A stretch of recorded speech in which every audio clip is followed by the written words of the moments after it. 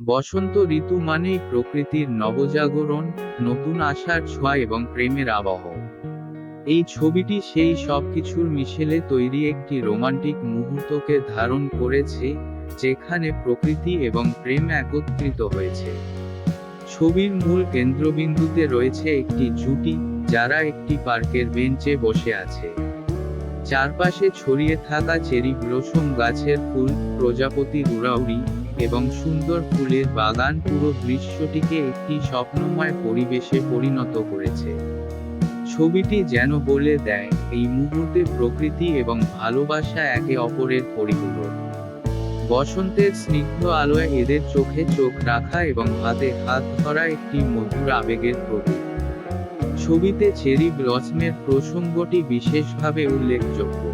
Cherry blossom বা sakura ফুল জাপানি সংস্কৃতিতে বিশেষভাবে প্রিয় এবং এটি প্রাচীনকাল থেকে প্রেমের ও সৌন্দর্যের প্রতীক হিসেবে বিবেচিত। ছবির এই পুষ্পবৃক্ষগুলো শুধু প্রকৃতির সৌন্দর্যকেই তুলে ধরছে না, বরং প্রেমের ক্ষণিকতার মধুরতাও বোঝাচ্ছে।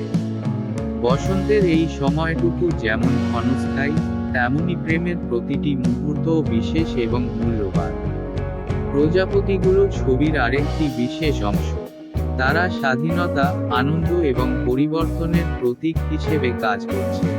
একে অপরের প্রতি তাদের ভালোবাসা যেমন পরিবর্তনশীল এবং জীবন্ত, তেমনি প্রজাপতিগুলোর এই অনবরত উড়ে বেড়ানো সম্পর্কের প্রাণবন্ততার প্রতীক।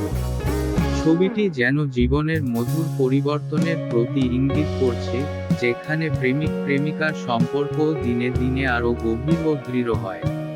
এই ছবির প্রতিটি উপাদান একসাথে মিলিয়ে একটি রোমান্টিক আবহ তৈরি করেছে, যা শুধুমাত্র প্রেমিক প্রেমিকার মধ্যকার ভালোবাসাকেই নয়, বরং প্রকৃতির সঙ্গে সেই প্রেমের নিবিড় সম্পর্ককেও তুলে ধরেছে। বসন্তের এই রঙিন পরিবেশে প্রেম যেন আরও বেশি জীবন্ত হয়ে ওঠে। উপসংহার।